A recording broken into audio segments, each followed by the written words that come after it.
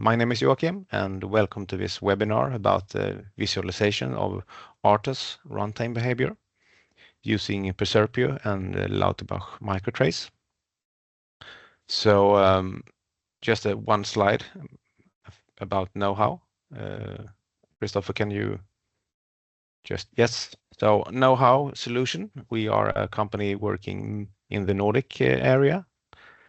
We have an office in Malmö, one in Denmark, and one in Finland. So we are serving our customers in the embedded space for software, mainly software developments. So our focus is increased productivity, faster development, and higher quality. And we offer that by offering tools, training, and expertise in this area. And our main focus area is compliance to standards like FUSA standards and this kind of thing, and also security. But that's enough about know-how. So I will switch over to Christopher, who will manage this webinar. So please, Christopher, introduce yourself. Yeah, thank you, Joachim. So my name is Christopher Martinsson, and I manage the technical support and FAE team at Know-How Solution. And I've been working with tools for embedded development for soon 20 years. So today I'm going to talk about Tracealyzer and how it can be used together with Lauterbach microtrace. And I will start with a few slides, and then I will have a live demo where I show some of the features in Tracealyzer and Lauterbach Trace32. So first, a little bit background about Tracealyzer, what it is and what it can be used for, and so on. So Tracealyzer is a tool for visualizing the runtime behavior of an RTOS-based application. So it's tracing events that happens in an RTOS-based application and visualize that, and you can use it for many different use cases. Here I've just listed a few of them, but you can use it for debugging purposes when you have issues with synchronization, scheduling, and those kinds of things in your embedded application. And it can be used for verifying timing. For example, if you have requirements on that you should handle some data or in a certain amount of time and so on, it's quite easy to verify these kinds of timings in Tracealyzer. And it can be used for performance analysis and to investigate where do you have high CPU load and so on. But there are also other use cases. But first of all, I would like to explain a little bit how it works. So to use Tracealyzer, you need to integrate something we call a trace recorder module into your embedded system. This normally contains a few source file and some header file that you need to include in your project, more or less, and then of course there are also some configurations that need to be done in your. For example, if you're using FreeRTOS, you need some configuration for the FreeRTOS config and so on. And this trace recorder module then is responsible for generating events, trace events, and these can come from the RTOS kernel. So typical events could be when there is a task switch, when someone tries to take a mutex, when someone releases a mutex, when someone writes to a queue, these kinds of events. But there could also be events from the applications, let's say, and we call that user events. So that is more or less based on instrumentation on your own. So you add like a printf style instrumentation point in your code to output some information or some data. These trace events are then must be transferred to the host, and it can be done in two ways. Or actually, you can configure the trace recorder library to operate in two different modes, and that is either snapshot or streaming. So snapshot means that you have a ring buffer in your embedded application or your embedded system, maybe typically a few kilobytes of RAM that you use in your embedded application. And whenever you stop the application, for example, with a debugger on a breakpoint and so on, you can read the contents of this ring buffer and transfer it to host and analyze them, open this file in Tracealyzer, analyze the trace. The other option is streaming, which means that you, while the trace is being recorded and while the system is running, the trace events are sent immediately to the host PC in some way. There are many different ways of doing it. If you have a Cortex-M device, you can use, for example, ITM, instrumentation trace macro cell, to send the data. There are many different debuggers that you can use to support that, and that is actually what I'm going to use in my demo here today. And if you have a J-Link, then they have a technology called RTT, real-time transfer, that can be used to transfer the data. But there are many other different ways. You can actually have dedicated hardware interfaces for it, a high-speed UART. If it runs in at least 4 mega board, then it might be suitable for this, or you can use a TCP/IP connection as well. So there are many alternatives for streaming. And the major differences between snapshot and streaming is the length of how long you can record. If you have a 4 kilobyte ring buffer, then the trace might be 50 milliseconds or so, or maybe 100 milliseconds. It depends on the application, how much data is generated. But if with streaming, you can more or less record forever, for hours, if you want to. And on the host PC, then, this Tracealyzer is the tool on your host that actually analyze and visualize the trace that's generated by the trace recorder module.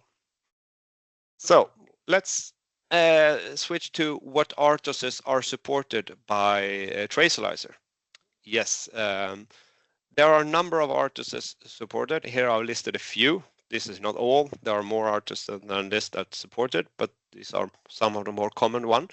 So, for example, FreeRTOS, Zephyr, ThreadX, and so on are supported by Tracealyzer.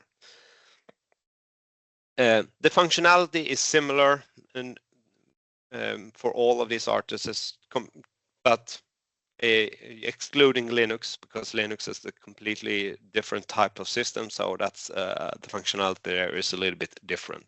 But the main views in Tracealyzer is available for all of these RTOSs. And actually, if you have your own proprietary scheduler that you have developed your own, it's actually possible to support that as well with Tracealyzer but then you need to implement the target side support for it with using Percepio SDK. So it's possible. Okay, let's. I would like to describe my demo setup here that I'm going to use in my demo. So I have a picture here. So you can see there is a Lauterbach microtrace unit. So microtrace is a combined debug and trace tool that is specialized for debug and trace on Cortex-M devices. Or actually, it's also available in the version for RISC-V, 32-bit RISC-V, but it's most commonly used for Cortex-M devices. So it will be connected to an STM32H7S3 board that has a Cortex-M7 running in 600 megahertz. And the connector is a MIPI20 connector that supports both debug and trace data. And on the board, I have FreeRTOS running, and with the microtrace here, I'm going to record both ETM and ITM trace data. So ITM stands for instrumentation trace macro cell. So that is used for when you instrument your application to send the data out, and that is what's going to be used with for getting the Tracealyzer trace events out from the target. And ETM stands for embedded trace macro cell, and that is more or less a technology from ARM to So it's a hardware block that generate instruction trace from the ARM core or the Cortex M core in this case. So it's a real-time instruction trace. It doesn't really affect the real-time behavior at all. When using the ITM, of course, there is some instrumentation needed to get the data out. There, it's not a really real-time trace, but yeah. And notice one thing, there are two ways to get trace data out from a Cortex M device. There is something called serial wire output, SWO, and there is something called a TPIU port or a 4-bit TPIU port. And serial wire output, so that's only one pin in the debug connector used, but that one can only be used for sending out ITM data, so instrumentation, trace, macro cell data. But for Percepio Tracealyzer, that's enough, so we can use that. But today I'm using the 4-bit TPIU port because I also want to send out the ETM, so in instruction trace data, and then we need more bandwidth. I also want to highlight what I've done in my FreeRTOS application to get Tracealyzer working. So, and of course you need to integrate the trace recorder library. And how this is done depends on the RTOS that you are using. For some RTOSes, like Zephyr RTOS, there this is more or less already integrated into the official Zephyr GitHub repo. So it's just a matter of a configuration or some configuration with kconfig to enable the functionality. But for FreeRTOS, it's you need to do some more work to integrate the recorder library, but actually just following the getting started guide from Percepio and just adding a few source files and some header files and do some configuration. So normally you can get up to speed in less than an hour. I want to highlight one thing, and this is specific for FreeRTOS. If you are using kernel objects like queues and mutexes and semaphores and so on, the default is that they don't have a name. It's just an address or identifier for the object. But for making it easier in the debug tools in both Trace32 and also Tracealyzer, it's a good idea to give them a friendly name. And so there is a FreeRTOS API called add to registry that you can use to give them a debug friendly name. Yeah, and what do you need to do in Trace32 to configure ITM streaming? Actually, it's quite easy, but first of all, you need to make sure that you have either TPIU or serial wire output trace configured and working in Trace32. And when you have that working, it's just a matter of copy a script from Tracealyzer installation folder called ITM streaming and run that script. So what this script does is that it configures or enables an ITM channel. The ITM has 32 channels that can be used for to sending out data from the target. So you just need to select one, and the default one is channel 1. If you would like to use another channel, you need to change. Just specify that in the script here, but notice then that then you also need to change the trace recorder library configuration that you because it needs to use the same ITM channel. This script also makes sure that the trace data that comes out of these channels actually is sent or written to a file. That's more or less at the end of the script. There's a command called trace.write. So and the default name here is for this file is tracealyzer.psf. So that is what I've done in my demo setup here I have. So now it's time for my demo. So I'm going to open up Trace32 and Tracealyzer here, like that. Okay, so Trace32 to the right, I've already configured and run a script, so everything is set up here, and it's actually standing at the main function of my application. So now I just need to configure trace streaming in Percepio Tracealyzer. So I'm going to do that by open a live stream tool like this, and I'm just going to show you the settings. So I'm using PCF streaming here, and I'm Trace32, as I said, will write the Tracealyzer trace data to a file on the file system, and here I just specify this file like this. And then we can just start the session, and let's start the execution in Trace32 as well. When I start the execution in Trace32, we can see in Tracealyzer that we receive some trace data. And some of the views in Tracealyzer is actually possible to look at while we are recording a trace. So we can, for example, take a look at CPU load graph here. Here you see the CPU load. So it's roughly 3.5% CPU load at some time and so on. But there you saw a spike in the CPU load. It was caused by, look like it's a know-how demo task where the CPU load is 35% and so on.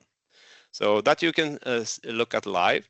Another view in Tracealyzer that you can look at live is the user event signal plot. This is just an example of how you can use user event from your embedded application.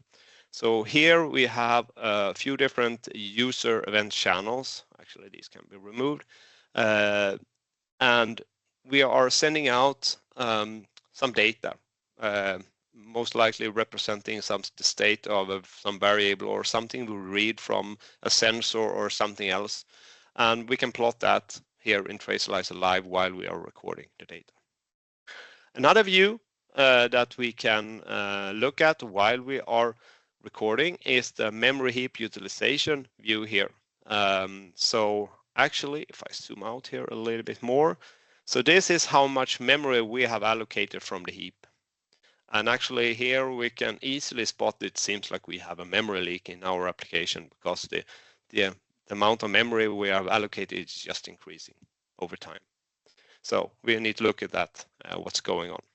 So now we have recorded almost 2 minutes here. So let's stop the execution in the debugger, and we can also stop the session here in Tracealyzer. And when I do that, then the trace is opened, and you can do more deep analysis of the trace file in Tracealyzer. So I'm going to expand this window a little bit. And yeah, so what are then Tracealyzer? What can we do in Tracealyzer when we have the view open like this? First of all, I want to show you the thing we noticed during the live streaming session, that it seems like we have a memory leak. So here is the memory heap utilization view here, and I can zoom out here again, and as you can see, it's just growing. The amount of allocated memory is just growing and growing. So it doesn't look good. And actually, we can double click on any of these squares here, because that is one trace event and one malloc or free event. So I can just double click on one here. And here we can see that there is a malloc, and I can see it's in the here in the trace view, by the way, to the left, I can see it's a malloc event of 16 bytes. It's done from a task called memory eater. Most likely we also have some free events here. Let's see if I can find one. Yeah, here is a free. So here we actually have a task called HMI, and we see here is a malloc and here is a free. So here we allocate 80 bytes and here we release these 80 bytes. But how can we then determine where we might have a memory leak here? Yeah, let's just double click on one of these memory allocation events like this, and then we get the object history. So we see all memory allocation and freeze of memory. And we can see here, for example, the HMI task is allocating 80 bytes, and then it's releasing 80 bytes a few milliseconds later when it has processed some data or whatever it's doing. But then we can see here that this task, memory eater, it's a good name for this task because it's really eating memory. We can see we have malloc, malloc by 16 bytes each, and then we have 1, 2, 3, and then we have more mallocs in this memory eater task. So we have a lot more mallocs than we have free. So there's something wrong in the code for the memory eater task. To inspect that further, you might need to use a normal debug tool like Trace32 to see what is going on inside of the code in the memory eater task. Okay, let's switch to trace view here, which is the main view in Tracealyzer. So the trace view here to the left is here you can look at the complete trace that we have recorded. So it's a vertical timeline. So we have the starting time 0 is up at the top, and then when we stop doing the recording after almost 2 minutes, we have that's at the bottom here. And the reason why it's a vertical timeline is because it's a lot easier to actually read the trace events that we can see here, for example. There is another horizontal timeline as well, if you prefer that, but I'm going to use the vertical one here in this case. So the trace view gives you an overview of what is executing in your embedded system. And what you see here is in Tracealyzer is actors. They are called actors, and an actor is a thread or a task. So there is one task called HMI, another one called control, and one motor, etc. But it could also be interrupt service routine, ISRs. But that you don't get here normally for free, so to say. That normally requires manual instrumentation of the interrupt handlers, because these are normally not part of the RTOS. So just integrating the recorder library doesn't give you that. So, but here I have one interrupt called POS ADC ISR here. But I actually have more interrupts in my application, but I have not instrumented those. So yeah, that's why they are not visible here. Okay, let's zoom in here somewhere. Actually going to zoom in here in the beginning of the trace, in the trace view, so that we can see some more details here. First of all, when I click on this task high here, this instance here, we see all the trace event that has been generated in this task, or this instance of this task, so to say. But for example, we can see there's a lot of these OS ticks. If you don't want to see those, it's easy in Tracealyzer to filter the types of event you would like to see. To the bottom right in Tracealyzer, we have a filter view, and I can remove the OS ticks, for example, like that. So it's more clean, the trace view. Okay, and what is going on here then in this part of the trace here? So first of all, I want to highlight that the actors, or the task or threads, or whatever it's called, they are sorted in a priority order. So lowest priority to the left, like the idle task, highest priority to the right. So if I click on any of these, I can see the priority in this window that we have up here to the right. Here I see that this task high has priority 13, the task medium has priority 12, and the task low has priority 10. Okay, then it's a little bit, we can see here that it seems like the task high here actually starts to execute here, but then it's blocked for some reason. And I can see that by these, that it's not a solid red bar here. That means that it's blocked for whatever reason. It could be a higher priority task, or it's waiting for some certain event, or whatever it is. When there's a solid bar here, that means it's actually running. So, and here I can see that there is this red event here called semaphore take. So it's actually trying to take a mutex. Yeah, in FreeRTOS, the APIs are for semaphores, and mutex are the same. So that's why it says semaphore take. But this is actually a mutex, critical resource, and it blocks, it says here. And when I clicked on this, actually this one is also highlighted, this green one down here. And that's because this is when it actually got the mutex. So it's actually blocked and it returns after 68 milliseconds. So it had to wait for this mutex for 68 milliseconds. So what was going on here? It's easy to figure this out by just double clicking on this one, and then we see the object history for this mutex.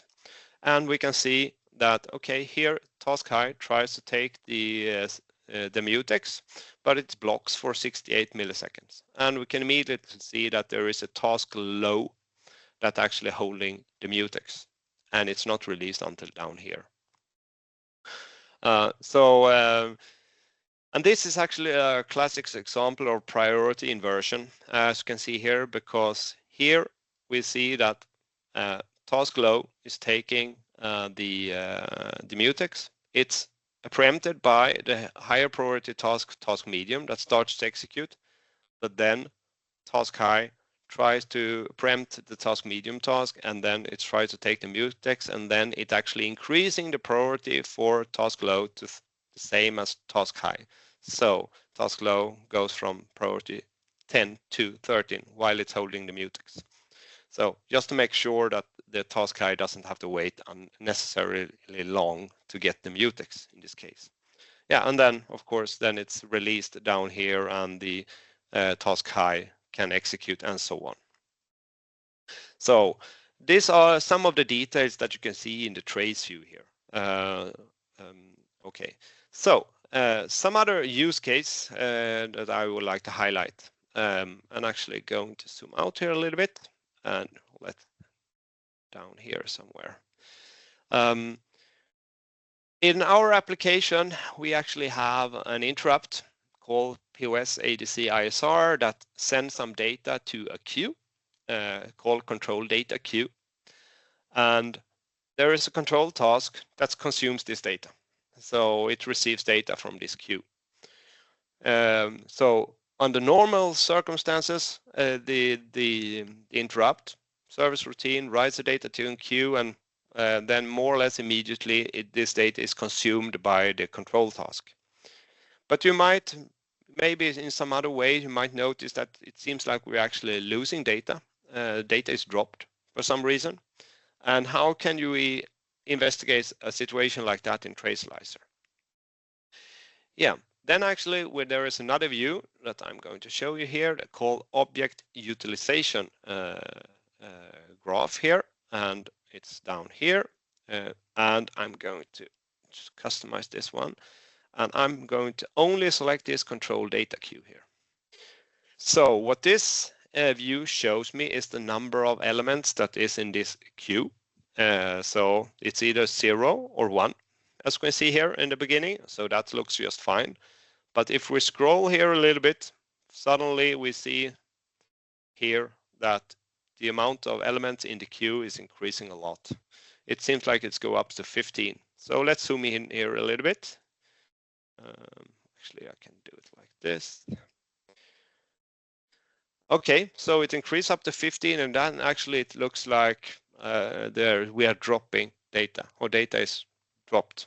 And that's because this queue is full, because I believe it can only hold 15 elements. So let's try to investigate that further.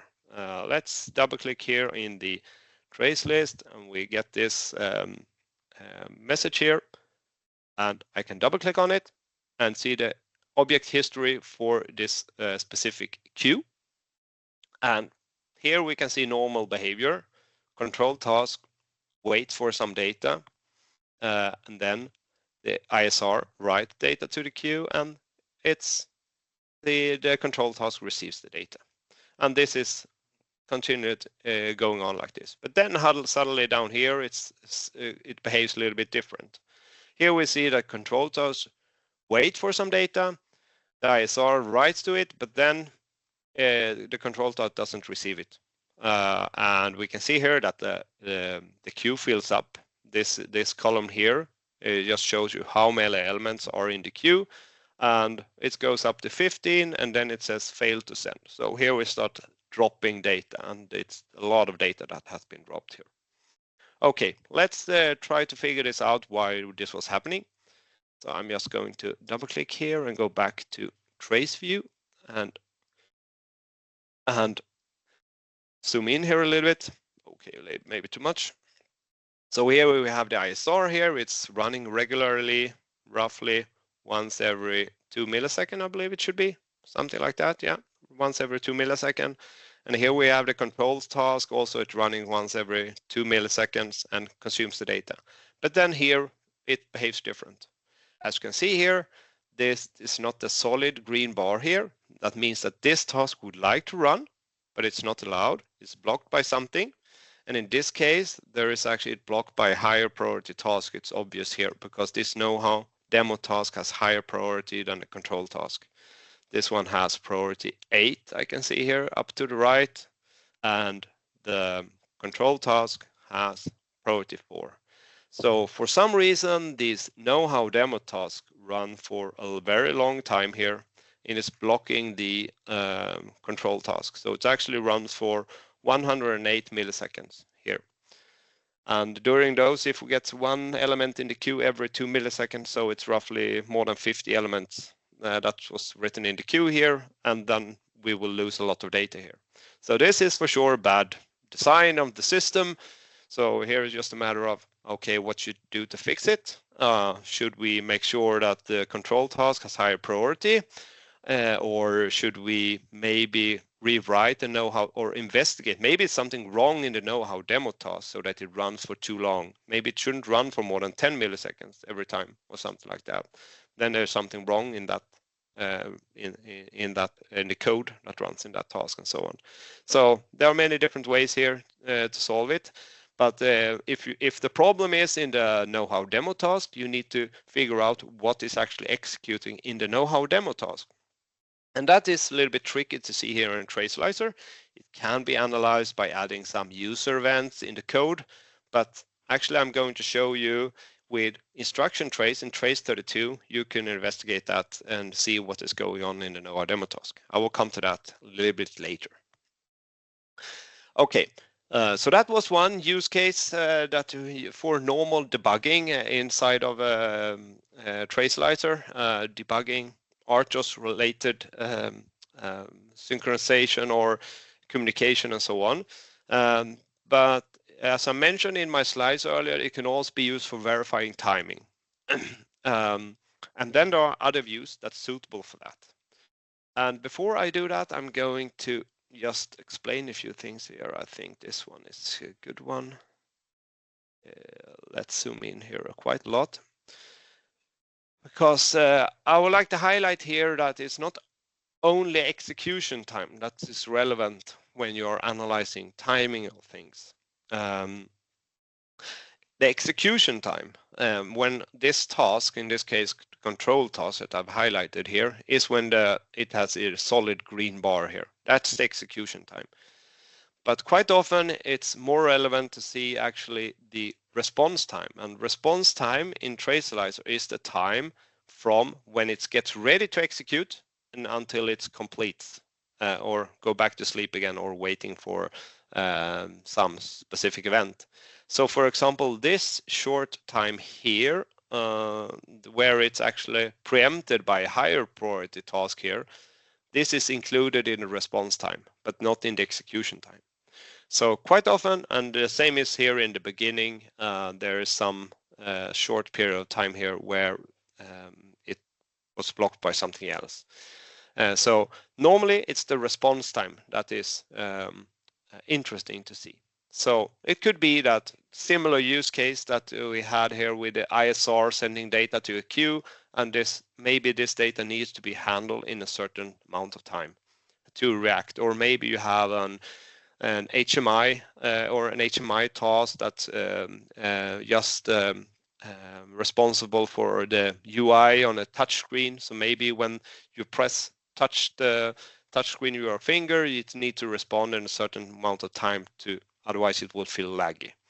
That is the type of response. Then response time is very, very important. And how can you analyze that in Tracealyzer? There is actually a view specific for this called actor instance graph, and I'm opening it here. And here you can select, first of all, I'm going to select HMI task here only. And here in the drop down, you can analyze different things. execution time, as I already explained, response time also, which is quite often very interesting. But you also have other things like separation periodicity, that more or less if you want to analyze how often a certain event happens and so on. But in my case, my example here, I'm going to use the response time and zoom out here. And we can see here that the response time for this HMI task is often, or in 99% of the cases, it's very, very low. It looks like it's below 1 millisecond here or something like that. But there are 3 cases here where the response time is way above that. So here it's like 30 millisecond, here it's 80, and here it's almost 130 millisecond. And for sure, if this would be a touchscreen device and you have 130 millisecond response time from when you are pressing somewhere until it responds, then that would you would most likely feel it's laggy. And okay, how can we analyze this? We can actually double click on this one, and when I double click on it, and it's highlighted in trace view here, this instance of this task HMI when it took this long. So it's this one, and as we can see here, it's actually had to wait a very long time. And in this case, it's the same issue as before. We have a higher priority task here that is running for way too long, and that's why we, in this case, got a very long response time. So the actor instance graph is very good way to identify and actually verify if you fulfill your timing requirements and so on. Okay, let's see. Another thing here before I continue, the last thing I will highlight here in Tracealyzer before I'm actually switching to Trace32 is let's see. Let's make this one bigger. So I'm going to open the event log here. So this is actually all the raw data that is used generated by the Trace Recorder library. I'm going to show only the user events, and let's scroll to the beginning. And we have several different user event channels in this application, and one of them is called system state. So here we see 2 events, one init, one stopped, and here's another one starting, here's another one moving. So it looks like this is some kind of state machine. If you want to visualize this as a state machine and do some analysis on that, you can just define in Tracealyzer that this is a state machine. And I've already done that. I have it here, a state machine. It's very, very simple to do. But if you do that, then actually you get this state machine also here in the trace view. So here we can see all the different states in the state machine here. So you can easily visualize when you are in a certain state in your application, or state in your application, so to say. And you could quickly just measure how long was this by just highlighting it like that. So 2.6 seconds in this case, and so on. You can also generate reports on this, and actually, it was open on my other screen here. Sorry. It's like this. So here we have just a statistic report for the system state machine. You can do similar statistic report, for example, the CPU load and so on, and see the different tasks and when they are running and so on as well. So this is Tracealyzer. But as I mentioned here, there are a few things where it's difficult to see what's going on in the application and so on. And then it might be useful to combine this with actually using instruction trace in Trace32. Let's switch to, let's close this one and make Trace32 bigger. So actually, we're going to use the same trace that we have recorded in Tracealyzer now and analyze the instruction trace for this one. And I'm going to open one view that's actually available in both, or similar in both systems, or in both applications. I'm going to open task runtime here. So the task runtime is very similar to the trace view in Tracealyzer. So you see the tasks, and you can see when they are executing, and we can zoom in here somewhere. to see some more details. So you can see whenever these tasks are executing, but there's one major difference here in a tool like Trace32, which is based on hardware-based tracing. We cannot really see the state of the task. We can only see when they are running. So we don't know if some other task wants to run, so are on the ready queue in the RTOS and so on. So that is a limitation here, but that we could see in Tracealyzer. So that is one major advantage in Tracealyzer. Yeah, and let's open, but on the other hand, in Trace32, you can see something is going on in the actual task, the functions and the code that's actually executing. And I'm going to open some views for visualizing this. And here, for example, we have a trace chart view. Oh, let's like this. And so what you see here then is the functions. And for example, if I see earlier, we saw that this task, know-how demo in Tracealyzer, we saw that this was running for quite a long time. And actually, you can see here, we try to measure this one. This is roughly, okay, that was actually a very short period of time. So that was not the problem there. Let's zoom out a little bit. Oops, what I have done. Let's take this one instead. So let's highlight this one, and this was actually 107 milliseconds in this case. So it was running for way too long. So this might be the same instance that we had issues with before. But if I would like to see what was going on in this application, I can just click here, somewhere here, and TraceChart will show me a blue line here, show me the functions that's actually executing at this point of time. And if I zoom in a little bit, we can see that there is a function called leaf of Julia that is executing very, very long time here. Actually, I don't see it all here on the screen. I need to scroll a little bit. So the problem seems to be in leaf of Julia function. And actually, if you would like to analyze it even further, you can open a trace.list like this. And if I click here somewhere, actually, you will see that code here that is actually is running in this case. So this is the actual code in a trace of the Julia, and we can see what is going on. It seems like it's some for loop here and so on. So maybe for some reason this takes way too long, or it's intentional. It should be like that, but who knows? You need to investigate that further. But so with Trace32, you can actually see down to code line level and actually measure time on that level of what it's taking too long in your application.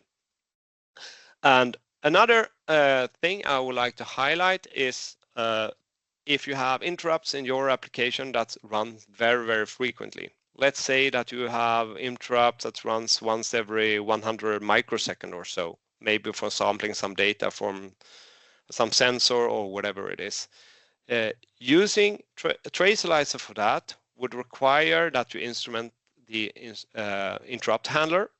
And I can say that on average, a trace event in Tracealyzer takes 1 to 3 microseconds to execute. And if you have an interrupt handler that runs for a few microseconds every 100 microsecond, then it will be a lot of overhead if you instrument the entry and the exit of the interrupt handler. And with instruction trace and Trace32, you don't need to do that. And actually here we can see one, let's zoom in here. Let's zoom in here. Here we actually can see a sample temp data. And I know this is an interrupt handler, and we can see it running here. The time in between here is 500 microsecond in this case, so it's very frequent here. And we can zoom in even further here to actually see how long it takes to execute this interrupt handler. It's 5 microseconds. So adding a few microseconds here for just the tracing part might not be a good idea. So then using a hardware-based trace tool like Lauterbach MicroTrace to do this is a very good idea.